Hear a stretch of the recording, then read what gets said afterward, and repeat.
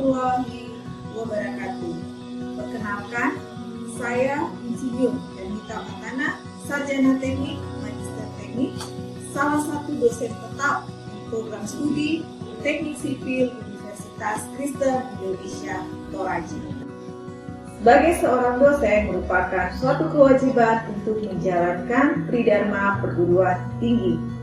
Salah satu di antaranya di bidang pengajaran.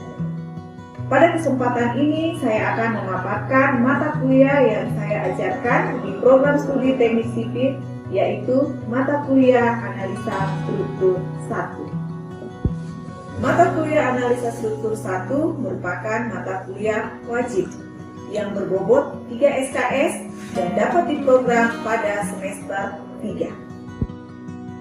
Metode pembelajaran yang saya terapkan pada mata kuliah Analisa Struktur 1 yaitu metode Delivery Interaction Assessment. Metode delivery merupakan suatu proses di mana saya menyampaikan materi dengan baik dan menarik agar dapat tersampaikan dan diterima oleh mahasiswa. Materi yang saya sampaikan mengacu pada capaian pembelajaran lulusan atau CPL. Adapun CPL pada mata kuliah ini terdiri dari sikap, pengetahuan, keterampilan umum, dan keterampilan khusus. Capaian pembelajaran lulusan untuk aspek sikap yaitu berkontribusi dalam meningkatkan mutu kehidupan bermasyarakat, berbangsa, bernegara, dan kemajuan peradaban berdasarkan Pancasila. Yang kedua, menunjukkan sikap bertanggung jawab atas pekerjaan di bidang keahliannya secara mandiri. Capaian pembelajaran untuk aspek pengetahuan yaitu menguasai konsep sains dalam prinsip aplikasi matematika rekayasa pada perencanaan dan perancangan bidang rekayasa struktur. Yang kedua, menguasai konsep teoritis sains rekayasa, prinsip-prinsip rekayasa, dan perancangan rekayasa yang diperlukan dalam bidang rekayasa struktur. Yang ketiga, menguasai prinsip dan metode aplikasi peraturan, standar, pedoman, dan manual di bidang rekayasa struktur. Yang keempat, memiliki wawasan perkembangan teknologi mutakhir dan material maju di bidang rekayasa struktur. Capaian pembelajaran untuk aspek keterampilan umum yaitu mampu menunjukkan kinerja mandiri, bermutu, dan terukur. Capaian pembelajaran untuk aspek keterampilan khusus yaitu mampu menerapkan matematika, sains, dan prinsip rekayasa untuk membuat atau memodifikasi model rekayasa sipil. Keempat capaian pembelajaran mata kuliah tersebut terkandung dalam 5 bahan kajian yang dibagi dalam 14 kali pertemuan perkuliahan, tidak termasuk UTS dan UAS. Kelima bahan kajian tersebut yaitu: pertama, konsep dasar analisis struktur. Yang kedua, struktur rangka batang statis tertentu dengan metode analitis. Yang ketiga, struktur rangka batang statis tertentu dengan metode grafis. Yang keempat, analisis struktur balok dengan metode Clapeyron. Yang kelima, analisis struktur dengan metode slope deflection. Di dalam menjalankan mata kuliah Analisa Struktur 1, ada beberapa referensi yang saya gunakan. Berikut ini adalah beberapa referensinya.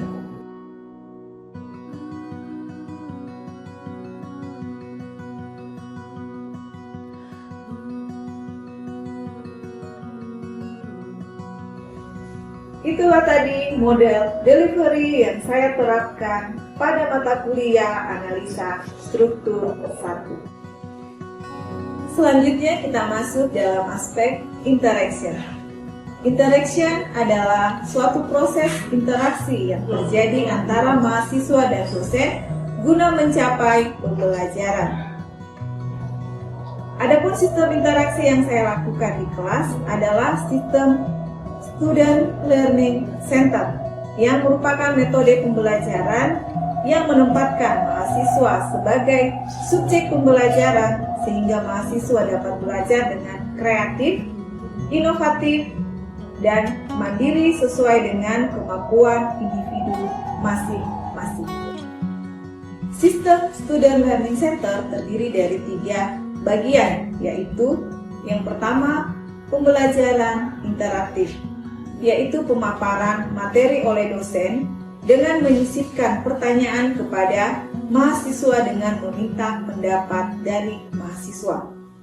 Yang kedua, small group discussion, yaitu diskusi yang merupakan bentuk pembelajaran yang melibatkan kelompok mahasiswa dengan pengajar untuk menganalisis, menggali, atau mengungkapkan topik-topik tertentu.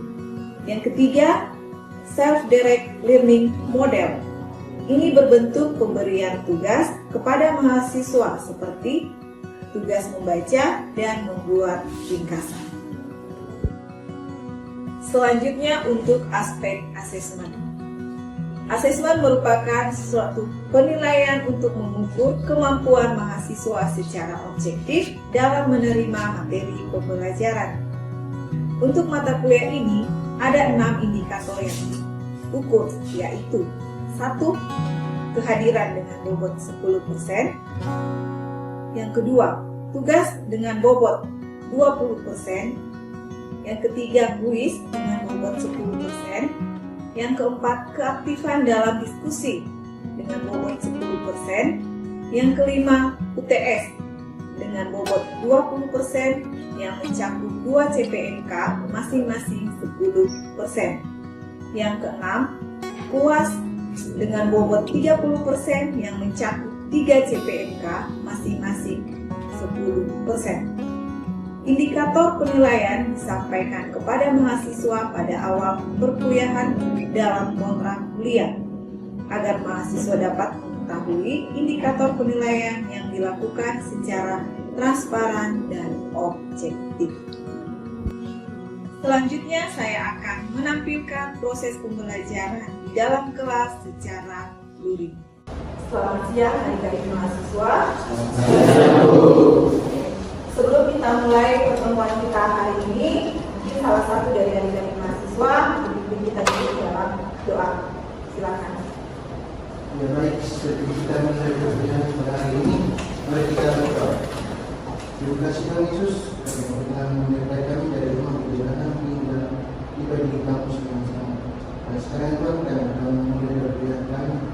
Berkatilah semoga apa yang kami pelajari boleh terdengar baik di dalam hati dan pikiran kami.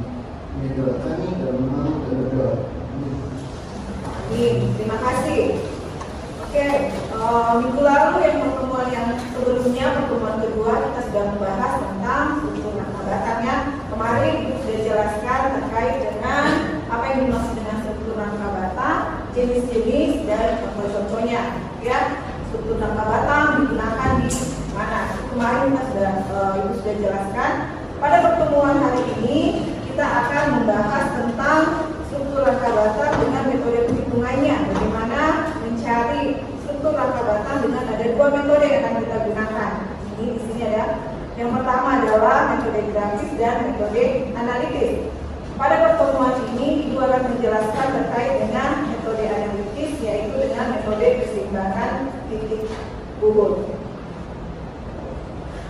Keseimbangan titik gugur di sini memiliki kelebihan atau ketepatan presisi, namun membutuhkan waktu yang lama jika struktur terdiri dari banyak batang atau member. Kita bisa lihat di sini ada contoh yang akan saya berikan terkait dengan struktur rangka batang dengan metode keseimbangan titik gugur.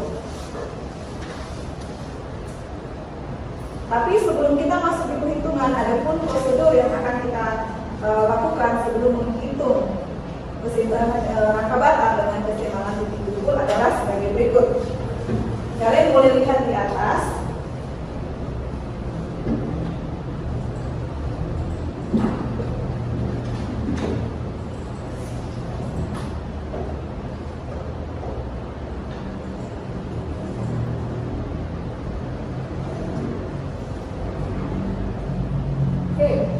Ini adalah langkah-langkah yang dilakukan pada saat kita mau menghitung struktur rangka batang dengan metode keseimbangan titik pukul. Yang pertama adalah perhitungan dimulai dari titik pukul yang memiliki maksimal 2 batang yang belum diketahui. Pastikan titik yang ditinjau hanya memiliki 2 batang yang belum diketahui. Yang kedua, jika jenis batang belum diketahui, asumsikan batang tersebut sebagai batang tarik. Jika hasil perhitungan bertanda positif, maka arah pemisahan gaya sudah benar. Namun jika hasil perhitungan bertanda negatif, maka arah pemisahan gaya harus diubah. Arah gaya yang ke kanan bertanda positif, sebaliknya arah gaya ke kiri bertanda negatif. 4. Arah gaya ke atas bertanda positif, sebaliknya arah gaya ke bawah bertanda negatif.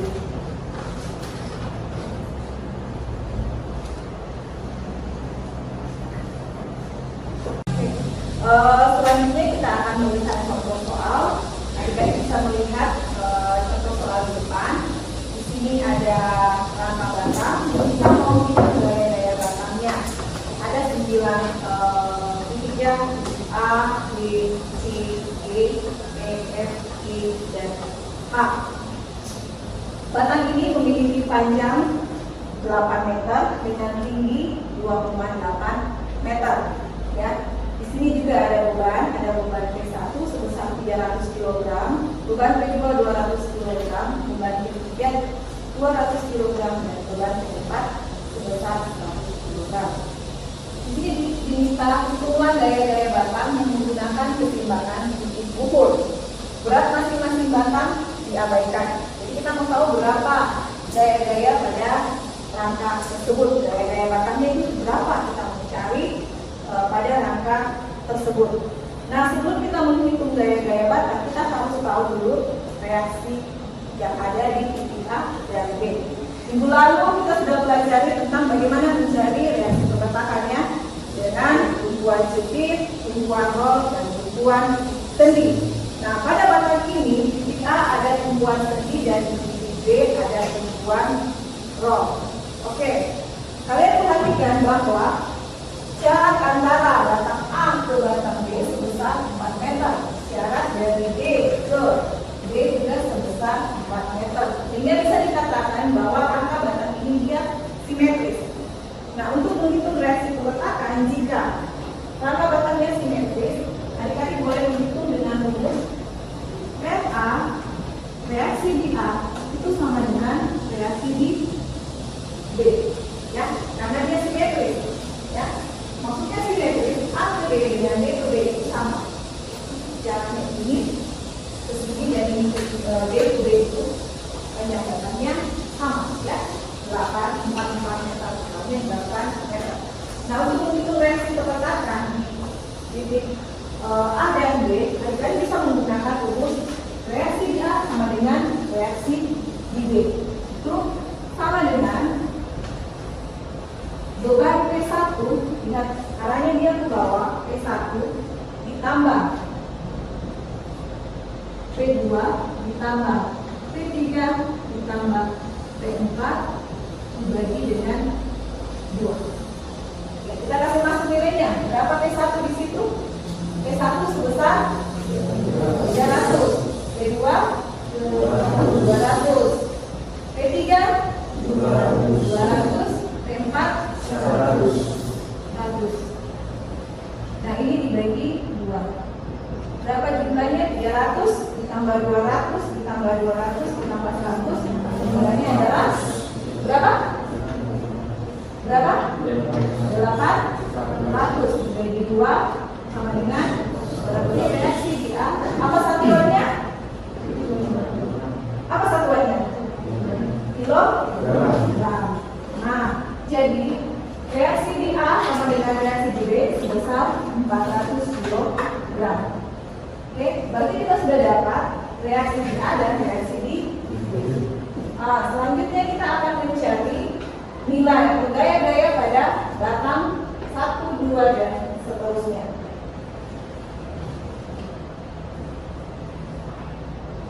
Oke, nah di sini ada ya. Jadi dalam hitung reaksi peletakan karena geometri struktur dan pembentukan simetris, maka RA sama dengan RB. Didapat reaksinya sebesar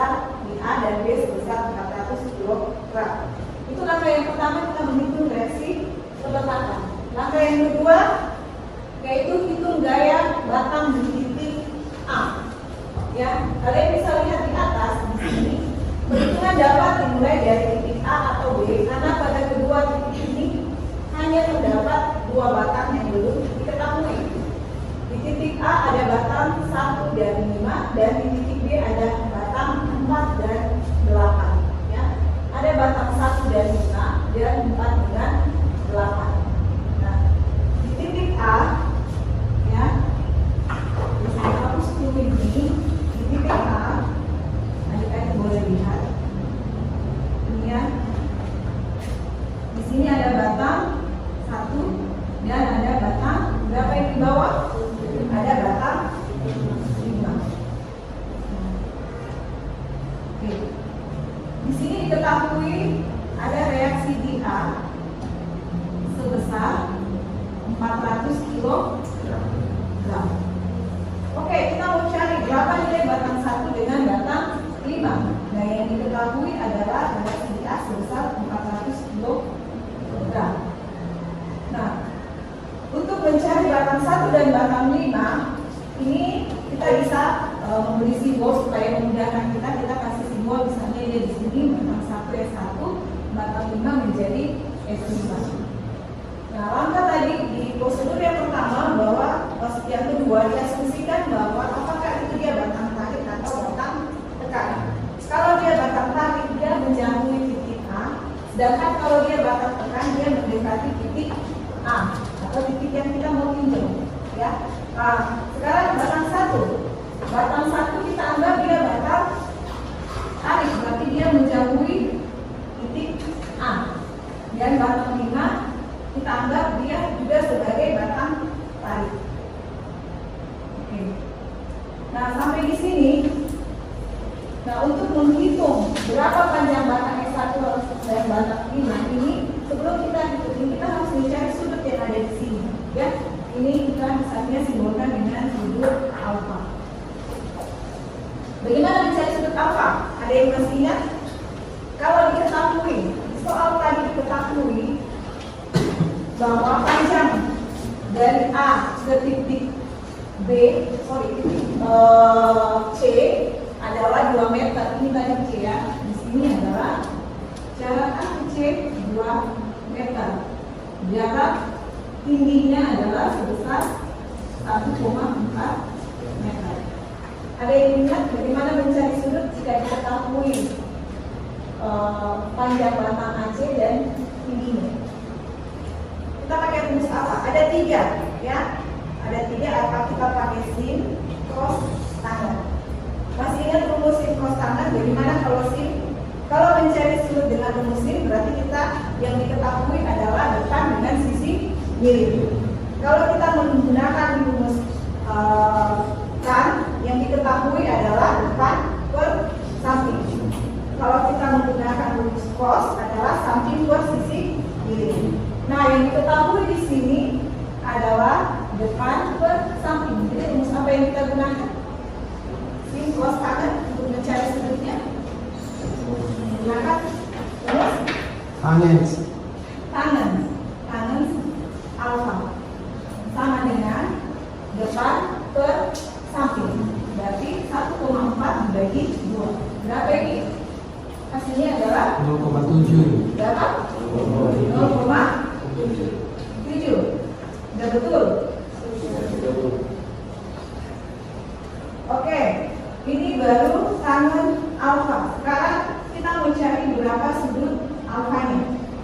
Caranya untuk mendapatkan sudut, ya, itu kita gunakan inverse dari sudut 0,7. Hasilnya dapat sebesar 34,992 derajat.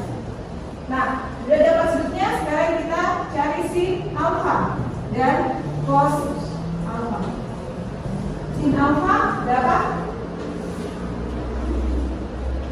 Sin dari 34,99 berapa? 0,573. Cos dari 34,992 sebesar 0,8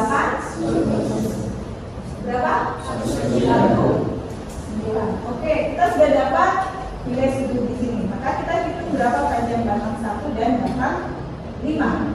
Nah, untuk batang 1, kalau untuk kerangka batang kita tidak bisa menghitung kalau dia batangnya miring. Maka kita akan koleksikan ke sumbu X dan sumbu Y. Berarti ini menjadi arahnya sama, ini. Berarti di sini menjadi batang 1 atau S1 sin atau cos? Sin alfa, yang ini adalah menjadi batang 1 cos alfa, ya. Arah kanannya karena ini menjauhi batang kita, maka dia diasumsikan batang harian. Oke, dari sini kita ketahui bahwa yang diketahui adalah RA sama dengan 400 kg. Kita mau cari batang 1 dan batang 5. Karena RA ini berhubungan dengan, adik-adik masih ingat ya, kalau kita mencari reaksi ada sigma horizontal dengan sigma vertikal sama dengan 0. Nah, karena di sini RA-nya adalah dia berhubungan dengan gaya horizontal, maka di sini sigma horizontalnya sama dengan 0. Ya, itu horizontal sama dengan 0, berarti ada batang RA. RA-nya dia ke atas, berarti dia positif. Ada sin, sinnya dia ke bawah, berarti dia negatif. S1 sin alfa ini sama dengan 0. Masih ada reaksi ini bukan reaksi horizontal, tapi vertikal ya. Karena ini tadi kan dia ke atas, jadi dia sama-sama ini ke atas, berarti dia di sini positif ya. Ini RA. Kita masukkan nilainya. Di sini ada sebesar 400 ditambah S1 sin alfanya, sudah diketahui bahwa sin alfanya sebesar 0,573. Jadi kita langsung masukkan nilainya di sini 0,573. Ini sama dengan 0. Berarti batang 1 0,573 itu sama dengan minus 400. Batang S1 sama dengan minus 400 dibagi 0,573. Ya, berapa hasilnya? Minus 697,517 kg. Ini dia negatif. Asumsi awal kita adalah batang tadi dia batang tarik. Batang tarik berarti dia positif. Karena hasilnya negatif, maka asumsi awal kita salah. Dia harusnya menjadi batang, berubah menjadi batang tekan. Ya, jadi batang S1 menjadi batang tekan. Untuk selanjutnya, adik-adik boleh menghitung. Kita lihat di atas ya. Untuk batang S1 kita dapat 697. Karena tandanya negatif, arah batang 1 dibalik, sehingga batang 1 merupakan batang tekan. Oke, kita sudah mengetahui nilai batang 1. Sekarang kita mau cari berapa nilai batang 5. Ya. Di sini untuk batang 5, karena batang 1 merupakan batang tekan, maka arahnya dibalik. Nah, adik-adik bisa lihat. Tadi batang S1 itu berkaitan dengan reaksi A berkaitan dengan gaya vertikal. Sekarang kita cari gaya horizontal. Di sini diketahui S1-nya sebesar 697, dan maka untuk mencari batang 5 itu sebesar ini S5 sama dengan S1 dikurang cos alfa ya. S5 sama dengan 697,517 dikali dengan cos alfanya tadi sebesar, kalian bisa lihat tadi 0,819, didapat 571,429 kg. Karena tanggalnya positif, arah batang 5 sudah benar, sehingga batang 5 merupakan batang tadi. Oke, sebelum saya lanjut ke batang selanjutnya, apakah ada pertanyaan? Ya, silakan. Ya, terima kasih Bu. Yang mau saya mau tanyakan di sini, yaitu apakah selamanya gaya batang yang turun bertanda negatif dan yang naik bertanda positif? Oke, pertanyaan yang sangat bagus. Pertanyaannya, apakah kalau dia turun bertanda negatif dan dia naik bertanda positif? Apakah selamanya seperti itu? Jawabannya iya. Itu tergantung dari kesepakatan awal. Kalau kita dari awal asumsikan kalau dia positif atau dia turun dia negatif. Boleh juga kalau kita asumsikan dia ke atas bisa negatif dan ke bawah bisa positif. Itu perjanjian tanda saja dari awal. Yang penting kita konsisten dengan perjanjian tanda yang kita gunakan, sehingga seterusnya perhitungan kita tidak salah. Oke, untuk batang 1 dan batang 5 diketahui. Sekarang kita mau menuju ke batang berapa? Ingat, maksimal 2 batang yang tidak diketahui. Kita sudah ketahui batang 1 dengan batang 5. Berarti selanjutnya kita menghitung di batang berapa? Batang 6 titik C, ya. Nah, untuk titik C di batang 6 kita bisa lihat ini. Baik, kita sudah hitung tadi di titik C. Selanjutnya kita mau ke titik yang mana? Coba Ade. Ya Bu, selanjutnya kita harus ke titik F. Kenapa di titik F? Karena itu masih ada 2 titik batang yang belum diketahui. Oke, menurut Fiska bagaimana? Apakah kita di titik F? Saya setuju karena di titik F itu ada 2 batang yang sudah diketahui, yaitu batang nomor 2 dan 10. Ya, betul. Jadi setelah titik C, kita menuju ke titik F. Ingat tadi prosedurnya bahwa maksimal 2 batang yang tidak diketahui kalau kita mau menghitung batang tersebut. Karena kalau kita mau memilih di titik B atau D, kalian bisa lihat di atas bahwa di titik D ada 3 batang yang tidak diketahui. Titik D dan D masing-masing ada 3 batang yang tidak diketahui. Sehingga kita harus pilih adalah di titik F. Karena di titik F adalah 2 batang yang tidak diketahui sesuai dengan syarat yang tadi kita sudah tentukan di depan ya, prosedurnya seperti apa. Nah, di titik C di sini sudah. Sekarang di titik B, F ini, oke ya. Nah, di sini ketahui batang 2 dan 1. Nah, adik-adik bisa lihat bahwa untuk mencari batang ini di titik F ada batang 10 dengan batang berapa? Batang 2. Nah, untuk mencari batang 10 dengan batang 2 kita bisa pakai persamaan yang di atas, sehingga didapat untuk batang 2 itu sebesar minus 523,13 kilogram. Sedangkan untuk batang 10 adalah minus 174,379 kilogram ya. Nah, untuk batang-batang selanjutnya kalian bisa kerjakan di rumah. Karena batang ini simetris, adik-adik bisa lihat contoh dari perhitungan di titik A, titik C, dan titik F ya. Oke, baik. Masih ada pertanyaan terkait dengan rangka batang dengan metode keseimbangan titik bubut?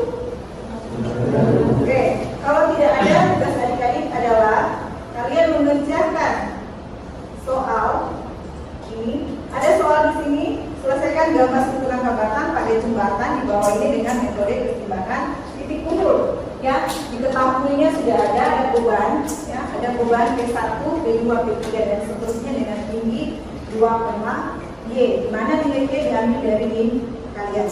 Tugas ini akan dikumpul minggu depan.